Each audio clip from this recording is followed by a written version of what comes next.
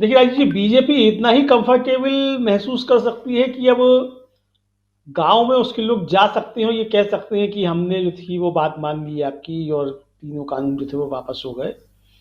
और ये कह सकते हैं कि वही पश्चिमी उत्तर प्रदेश के जो भाजपा के नेता थे उन्होंने सरकार पर दबाव डाला, मोदी जी पे दबाव डाला और योगी जी के जरिए कहलवाया, तो ये जो कानून जो है वापस हो गए और हमने जो है सरकार को समझा लिया।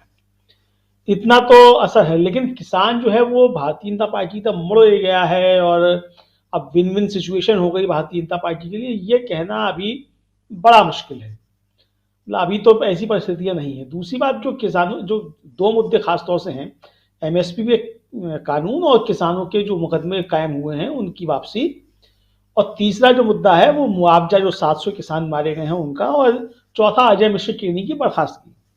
मुझे लगता है कि ये बाकी जो चारों मुद्दे हैं, ये चारों मुद्दे बड़े हैं, और इन चारों मुद्दों पे जब तक कि कोई फैसला कुन वार्ता नहीं होती है और सरकार इन पे कोई एक्शन नहीं लेती है, तब तक मुझे लगता है कि स्वरूप बदल सकता है आंदोलन का, लेकिन आंदोलन समाप्त हो जाएगा ऐसा नहीं लग रहा है।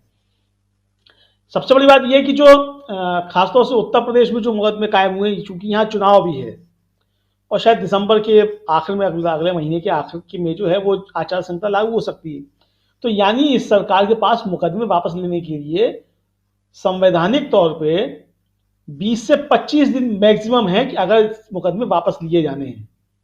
क्योंकि आचार संहिता लागू होने के बाद फिर वो जो है वो फैसला, मतलब उसकी अगर घोषणा होती है तो फिर वो आचार संहिता का उल्लंघन के तौर पे देखा जाएगा, जो सरकार फिर नीतिगत फैसला उस तरीके से नहीं ले सकती। तो ये फैसला अगर होना है तो ये उससे पहले ही होना है, और क्योंकि सरकार ने अभी तक संयुक्त किसान मोर्चा से कोई बात की नहीं है। जैसा भारत जी भी कह रहे हैं कि अकेले राकेश टिकैत से बात करने से बात नहीं बनेगी, सरकार आगे बुला भी ले। बीच में एक जो था, जब वार्ता चल रही थी तो एक फोटो भी, एक वीडियो वायरल हुआ था कि जो केंद्रीय मंत्री है वो राकेश टिकैत को एक तरीके से धमका सा रहे हैं कि वो सबकी कुंडली हमारे पास है, किसान नेताओं की जो 40 लोग हैं, इस तरीके से कुछ वीडियो सोशल मीडिया पे वायरल हो रहा था। तो उसका जबरदस्त रिएक्शन हुआ, और जो ये बातें तैर रही थी कि राकेश टिकैत जो सबसे कमजोर कड़ी है इस आंदोलन के बीच में, किसानों के बीच में, और देखा जाए तो 26 जनवरी के बाद सबसे मजबूत कड़ी बन करके राकेश टिकैत ही उभर करके आए। और ये जो कहा जा था कि साहब ये तो पंजाब का आंदोलन है, हरियाणा का आंदोलन है, और वहाँ आड़ती है तो आड़ती इसको सपोर्ट कर रहे हैं और व्यापारी इसको जो कर रहे हैं, किसानों का आंदोलन नहीं है। और राकेश टिकैत के इसमें खुलकर के एकदम से कूदने के बाद ये फिर जो था ये प्रचार भारतीय जनता पार्टी एकदम से बंद हो गया कि ये आड़तियों का आंदोलन है, पंजाब का आंदोलन है, खालिस्तानियों का आंदोलन है।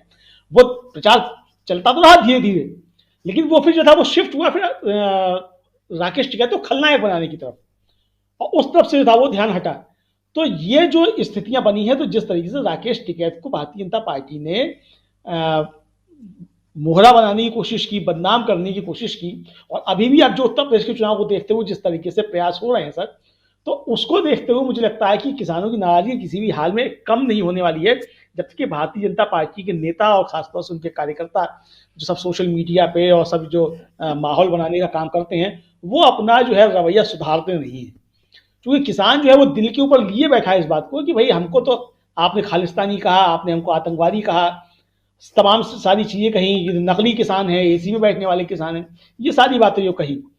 तो ये, और फिर जो सोशल मीडिया पे जो पोस्टर जारी हुआ भारतीय जनता पार्टी की तरफ से बक्कल उतार देंगे, तो ये सब चीजें जो है वो किसी भी स्थिति में ऐसी स्थिति नहीं बनी है कि किसान जो एकदम से भारतीय जनता पार्टी की तरफ रुख कर जाएगा। हालांकि चीजें थोड़ी सी नॉर्मलाइज होंगी, इसमें कोई शक नहीं है, लेकिन फिर वही बात होगी कि एमएसपी पे कानून, जो कि शायद 23 दिसंबर तक सत्र है संसद का, तो अगर बनना है तो इसमें बनना होगा। मुआवजे की घोषणा है, मुआवजे का संसद सत्र से कोई लेना नहीं है, वो तो सरकार को घोषणा करनी है, मोदी जी टीवी पे आकर के घोषणा कर सकते हैं, जैसे कि किसान कानून वापसी की घोषणा की, जबकि वो संवैधानिक काम था, संसद को उसमें लेना चाहिए था। तो ये घोषणा कर सकते हैं मुआवजा देने की, और मुकदमे वापसी की, तो ये चूंकि स्टेट सरकार ने सब किए हैं मुकदमे, तो स्टेट की सरकार को वापस लेने हैं, तो ये उत्तर प्रदेश की सरकार को लेना होगा 23-24 दिसंबर से पहले ही लेना होगा, आचार संहिता लगने से पहले। तो मुझे लगता है कि इसका स्वरूप बदल सकता है, लेकिन आंदोलन अभी कोई समाप्त हो जाएगा ऐसी स्थिति जो है अभी बनती नहीं दिख रही। हालांकि सरकार चाहेगी, खासतौर से केंद्र सरकार चाहेगी कि आचार संहिता लगने से पहले जो है ये आंदोलन जो है किसी भी तरीके से समाप्त हो, और समाप्त नहीं हो तो कम से कम इसका स्वरूप बदल जाए, दिल्ली के बॉर्डर जो हैं वो खाली हो जाए और बीच के बातचीत का जो है वो रास्ता निकले। अब किसानों की मजबूरी नहीं है सरकार से बात करना, अब सरकार की मजबूरी है कि वो किसानों से आकर के बात करे। अभी तक तो ये हो रहा था कि सरकार जो थी वो नखरे दिखा रही थी। मोदी जी ने कह दिया कि मैं 2 फोन कॉल की दूरी पे हूं और 8 महीने गायब हो गए, ना सरकार की तरफ से कोई बात हुई ना कुछ ही। अब सरकार की मजबूरी है कि आपको 23 दिसंबर से पहले पहले, या कहिए 30 दिसंबर से पहले पहले, या चुनाव आयोग जब घोषणा करे उससे पहले आपको टेबल पे बैठ करके किसानों के नुमाइंदों से बात पड़ेगी। आप चाहते हैं आंदोलन जो है वो समाप्त हो। देखिए राजीव जी, असल में बहन जी बहुत ज्यादा हताश हो चुकी हैं, ये उसी हताशा का परिचायक है। और मुझे लगता है कि किसी भी राजनेता को जब वो कोई बात करे और कोई वादा या दावा करे तो उसको अपने पिछले क्रियाकलापों पे थोड़ा सा ध्यान जरूर दे लेना चाहिए। बहन जी जिस तरीके से कह रही हैं कि साहब वो फर्जी मुकदमे लगाए जा रहे हैं, ठीक है, फर्जी मुकदमे लगाए जा रहे हैं मुसलमानों पे, बिल्कुल सही बात है। मुसलमानों पे ही नहीं लगाए जा रहे हैं, दलितों पे भी लगाए जा रहे हैं, ब्राह्मणों पे भी लगाए जा रहे हैं, जो सरकार के साथ नहीं हो लोगों पे फर्जी मुकदमे लगाए जा रहे हैं, तो ये सब पे लगाए जा रहे हैं। लेकिन बहन जी की सरकार में सरकार बनते ही जो थे वो फर्जी मुकदमे मुसलमानों पे लगाए गए, और कई बड़े केस जो हैं वो बहन जी के समय में हुए जो फर्जी मुकदमे मुसलमानों पे लगाए गए, आतंकवाद के नाम पे लगाए गए। मुझे ध्यान पड़ता है वो पश्चिम बंगाल से एक जो था वो पकड़ के लाया गया था, उसको बताया गया था किसी आतंकवादी घटना में शामिल है, क्या नाम था उसका, शराफ्ताब आलम अंसारी नाम था जहां तक मुझे ध्यान पड़ता है। वो बिजली विभाग का कर्मचारी था, उसको उठा करके यहाँ दिखा दिया गया। तो ये सब चीजें हुई इनकी सरकार में। स्वयं आज ये निवेश कमीशन बना, उसने घटनाओं पर लेकर कहा ये फर्जी था, गिरफ्तारियां जो हुई आयोग ने कहा। तो बहन जी को बहुत सी चीजों पर खुद को ध्यान देना चाहिए। देखिए बहन जी जो है वही काम कर रही है जो बहन जी ने 2017 में भारतीय जनता पार्टी के लिए काम किया। इस पूरे चुनाव में भारतीय जनता पार्टी ही जिन्ना मुसलमान कर रही थी अभी तक, कोई दूसरा नहीं कर रहा था।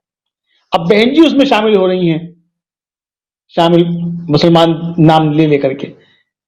तो ये जो इस तरीके की लेकर के बात कर रही हैं, और बहन जी खुद के जो है वीडियो अभी वायरल होना शुरू हो जाएंगे। पुराना वीडियो है उनका कि हमने मेरठ में जो था अपना वोट जो था वो हमने भारतीय जनता पार्टी को ट्रांसफर करा दिया, क्योंकि मुसलमान तो कट्टरपंथियों को वोट देता है। तो बहन जी का वीडियो है, सोशल मीडिया पर भी शुरू हो जाएगा, लोग उनके विरोधी आ जाएंगे, समाजवादी पार्टी वाले या कांग्रेस वाले, कोई भी लेकर के आ सकता है। तो ये सब चीजें देखनी चाहिए, क्योंकि देखिए उत्तर प्रदेश की राजनीति जाति धर्म पे तय होगी, इसमें कोई दो राय नहीं है। तो बहन जी भी कर रही है, लेकिन बहन जी की ईमानदारी है कि बहन जी जो खुल के कर रही है। बहुत से लोग नाम लेके नहीं करते लेकिन करते हैं, तो इसको जो है वो खुल करके नाम लेकर के कर रही हैं। लेकिन ये अंततः जाकर के फायदा भारतीय जनता पार्टी को पहुंचाने वाली चीज होगी। वो फायदा पहुंचता है या नहीं पहुंचता वो चीज अलग की होगी, क्योंकि अभी भी चूंकि किसान आंदोलन की छाया उत्तर प्रदेश की राजनीति पे है, और किसान आंदोलन की छाया की वजह से भारतीय जनता पार्टी अपना जो सांप्रदायिक एजेंडा है, जो विभाजनकारी एजेंडा है, उस पर लौट नहीं पा रही है बहुत कोशिशों के बावजूद भी। प्रधानमंत्री से लेकर के और मुख्यमंत्री तक सब जो तमाम बातें कर रहे हैं, लेकिन वो कामयाब नहीं हो पा रहे हैं। मतलब जनता के बीच में विभाजन उस तरीके से नहीं कर पा रहे हैं। तो बहन जी जो है उस एजेंडे को लागू करने के लिए एक तरीके से आई हैं, ताकि वो एजेंडा जो है वो लागू हो। बहन जी को कितना फायदा उससे होगा या नहीं होगा वो तो अलग की बात है, मुझे लगता है बहन जी को कोई फायदा नहीं होगा। अब जाट जो है मलागा, अब जाट का नाम लेकर के बात करें तो जाट बहन जी पे किस लिए भरोसा करेगा? मतलब कोई तो कारण होना चाहिए। मुसलमान क्यों भरोसा करेगा? कोई तो कारण होना चाहिए। दलित जो है वो भी आप पे भरोसा नहीं कर रहा है। तो जो असल में बहन जी का जो भरोसा लगातार टूट रहा है, खासतौर से जो उनका वोट बैंक है, मतलब जाट और मुसलमान की बात छोड़ दीजिए, उनका वोट बैंक है, उसके अंदर चूंकि बहन जी का भरोसा टूट रहा है, तो मुझे लगता है बहन जी को पहले अपने कील काटे जो वो दुरुस्त करने चाहिए, बजाय इसके कि दूसरों को बताएं। अब आप कहती हैं कि हम भारतीय समाजवादी पार्टी से निपटने के लिए बीजेपी कर देंगे, ये भी बहन जी का बयान है। बहन जी का ही बयान है कि कांग्रेस की जो है राजस्थान की सरकार बर्खास्त कर दी है, राष्ट्रपति शासन लगाया जाए, ये बहन जी का बयान है। तो लड़ाई उत्तर प्रदेश में किससे है भाई? लड़ाई तो भारतीय जनता पार्टी से, जिसकी भी लड़ाई होगी, अगर मान लीजिए बीएसपी की भी लड़ाई होती है तो भारतीय जनता पार्टी से होगी। ना ये कांग्रेस से होगी या समाजवादी पार्टी से होगी।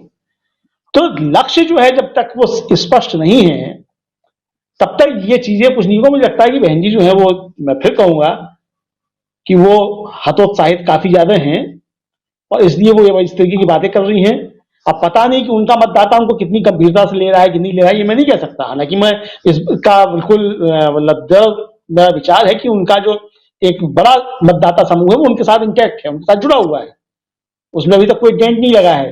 हालांकि एक बड़ा तबका जो उनसे टूट करके जो है सपा और कांग्रेस की तरफ जा रहा है, इसमें भी कोई दो राय नहीं है।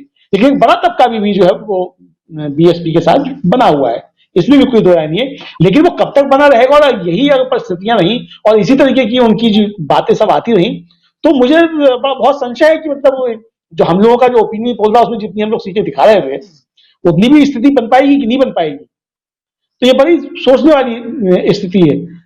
हालांकि मैं फिर कहूंगा कि उत्तर प्रदेश की राजनीति जो जातीय धर्म पे होगी, जी ईमानदारी के साथ जो है वो जातियों का और धर्म का सबका नाम लेकर के राजनीति कर रही है। दूसरे लोग बिना नाम लिए करते हैं, कोई जिन्ना चिल्लाता है, पाकिस्तान चिल्लाता है, कोई तालिबान चिल्लाता है, बहन खुल के कह रही है हिंदू मुसलमान जाट सब खुल के कह रही है। तो ये ईमानदारी है उनकी, उसको आप चाहे इनकी ईमानदारी के रूप में देखिए और चाहे उनके हतोत्साहित होने के रूप में देखिए। जी राजीव जी।